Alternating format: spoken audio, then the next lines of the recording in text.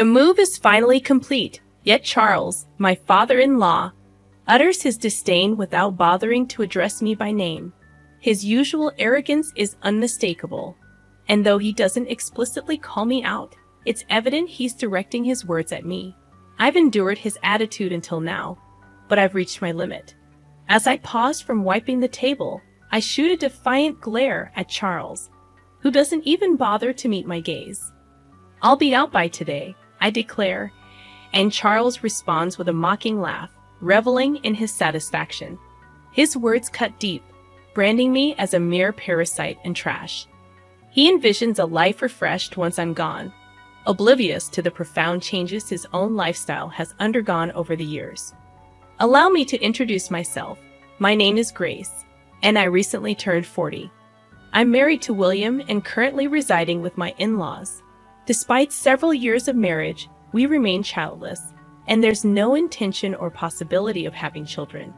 The harsh truth about William's infertility surfaced shortly after our marriage registration. Had I known from the start, I might have reconsidered our union. The revelation struck me like a pit of despair. All our dreams of building a happy family together were shattered. William, with apparent sincerity, had discussed our future children, even contributing to naming them. Little did I know, it was all a facade, a betrayal concealed beneath the guise of a promising future. Despite the profound disappointment, divorce wasn't a simple option for me. We had committed to being a family with the in-laws, who we considered our parents. Reporting a divorce a day after joining the family felt like a breach of trust. Living with the in-laws only intensified the inevitable question of when we would have children. Upon revealing our infertility, the in-laws reacted with fury. To them, a woman unable to bear children was deemed useless and deserving of immediate expulsion. Charles, my father-in-law, took the lead in treating me as a servant, stripping away any semblance of dignity. In their house, I was perpetually relegated to eating alone in the kitchen. I became part of the leftover disposal crew once the in-laws and William had finished their meals. No matter how much effort I put into cooking delicious food, all I received were the scraps left behind by them. Since getting married, I hadn't enjoyed a single satisfying meal. My weight steadily dropped, and within 6 months of marriage, my wrist bones were protruding. Initially, mother-in-law Madison bore the brunt of Charles's tirades, but once I joined the family, his focus shifted to me. Madison seemed relieved by the change. She smiled more often. William once remarked that she felt relieved not to be Charles' target anymore. Despite never smiling around Charles, Madison's demeanor improved in his absence. Charles's tyranny extended beyond targeting me. Upon learning of our infertility, he commanded me to work from dawn to dusk, deeming me lacking as a woman. I had always intended to work after marriage and had no desire to prolong my stay in their house unnecessarily. Balancing early morning chores, seeing everyone off, and heading to work proved challenging, but having a job with flexible hours helped. Despite my efforts, Charles discarded my food without tasting it, citing its appearance as the reason. Neither William nor Madison complained, choosing instead to remain silent. Despite my grievances, conversations during meals were sparse, and I often wondered if they truly enjoyed eating in silence. I had no choice but to maintain a facade of harmony with the in-laws, playing the role of a dutiful wife. As someone without parents, the weight of divorce seemed unbearable. However, Charles's demand that I contribute all my earnings to the household expenses crossed the line. While I intended to contribute, his insistence on full control over my earnings felt absurd. Protesting was futile. Charles's decisions were absolute. It seemed easier to comply, appeasing him and sparing myself the sight of Madison and William's saddened expressions. The root of the marital issues lay with Charles, whose oppression and torment overshadowed everything else. While Madison used to manage the household finances, the responsibility fell on me after marriage, a task I found overwhelming. "Isn't this too much for Grace?" Madison dared to question, only to be silenced by Charles's authoritative command to shut up. I had been dismissed in Charles's eyes, and Madison and I, as women were deemed worthless, stripped of the privilege to voice our opinions. Taking over the household ledger from Madison initially shocked me, but after several years, I grew accustomed to it. Perhaps the acceptance stemmed from having an additional breadwinner in the house. Charles, however, began spending more recklessly, justifying it as work-related expenses, increasing his nights out, and embarking on trips with Madison and William, excluding me. This sudden change in their behavior marked a departure from the past. Despite the years that had passed, Charles continued to treat me as an outsider, labeling me a parasite or trash. In my younger years, I endured the peace that came when Charles wasn't home, not minding my role as a mere housekeeper. However, as I approached 40, I found his behavior intolerable. The fear that once kept me silent waned, and I started speaking up. Charles didn't appreciate my newfound assertiveness, leading to resentment and a worsening negative loop. Our strained relationship reached a point where Charles constantly badmouthed me, and our interactions were minimal. Whenever he spoke, it was to insult me, creating a dreadful atmosphere at home. Despite the escalating tension, I refused to comply when Charles demanded I leave the house. I snapped back, questioning where I could go knowing I had no parents. Charles, fueled by anger, slammed glasses onto the table, breaking them in the process. Tired of enduring the constant yelling, I deviated from my usual apology and spoke sharply to Charles. I pointed out that he should calm down in his older age. Unaccustomed to such defiance, Charles became furious, asserting his dominance as the master of the house, declaring that a wife like me shouldn't have opinions. Frustration reached its peak, and I confronted Charles head-on, expressing my years-long desire to be treated like a human. He retaliated, escalating to grabbing me by the collar and vehemently declaring that a person like me wasn't needed in his house. The force of his words was enough to shake the furniture, and in that moment, I was pushed away. I should have offered an apology right then and there, but I could no longer contain my frustration. Fine, you want me to leave. That'll make you happy, right, Charles? I looked up at him, unable to stay silent any longer. Yes, he spat out, condescendingly looking down on me. Then I'll do it, I declared. He stormed off to his room with a loud noise, and I, now a bit calmer, started cleaning the living room that Charles had dirtied. Madison came to check on me with a worried look, but she left without saying anything, returning to her room. I felt like I had no place in this house anymore. Neither William nor Madison would protect me, and years of endurance exploded, making me feel even more isolated. The next day, as usual, I got up early and began my routine. Charles woke up and entered the living room, sitting on the sofa, leaning back, and spreading the newspaper without even glancing at me. Then, without looking up, he asked, "Finished moving yet?"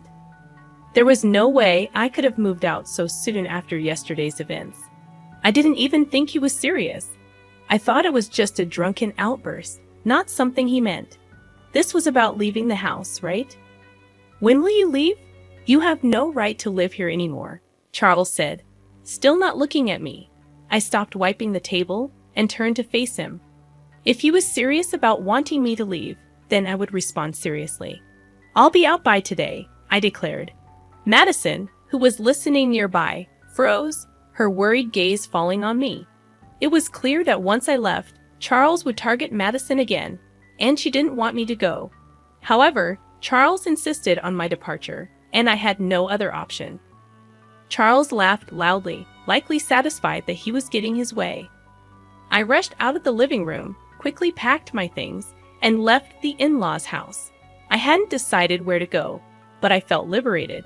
I sent a message to William, who was already out, asking him to divorce me. A lawyer would contact him, and then I turned off my phone. Over the next few days, I found a lawyer and had them contact William and the in-laws. Charles, thinking divorce was inevitable, pressured William into signing the papers quickly. Despite William's reluctance, he signed the agreement under Charles's glare. I signed in front of the lawyer, and the divorce was finalized. We completed the distribution of property, and I was able to claim a settlement for Charles's harassment, which I had recorded. It was worth paying for a lawyer instead of fighting alone. Charles, concerned about his public image, avoided any complications by involving lawyers. Knowing exactly how much money Charles had from managing the household finances, I suggested an amount he could just about afford. With the property distribution and harassment settlement paid in full, I started a comfortable life in my own apartment. I used to hate being alone before marriage, but after living with the in-laws and getting divorced, I embraced the newfound freedom. I've grown to appreciate the solitude of my own time. Cooking meals for myself, I relish the tranquility without anyone raising complaints. About 3 months after the divorce, Charles persistently calls, and though I assume it's nothing positive, I choose not to answer. However, a momentary lapse results in me accidentally picking up. "What have you done to my house?" Charles's voice booms through the phone. Instinctively, I move the device away from my ear to endure the loud onslaught. I respond, "I haven't done anything. I left the house as you instructed." Charles remains unsatisfied, continuing to yell. He's upset about notifications regarding issues with withdrawals, blaming me for the problem.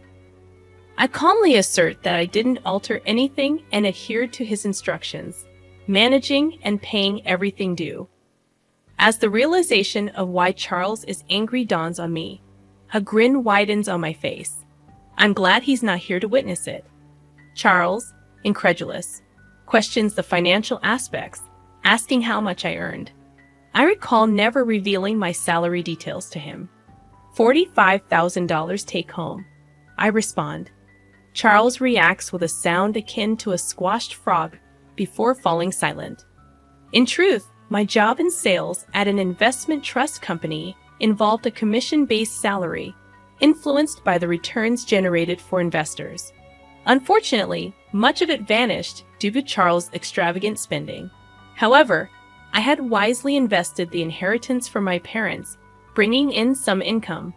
Although not substantial, it covered living expenses. During the property distribution, only William's savings were considered since my parents' inheritance and its earnings were not part of it.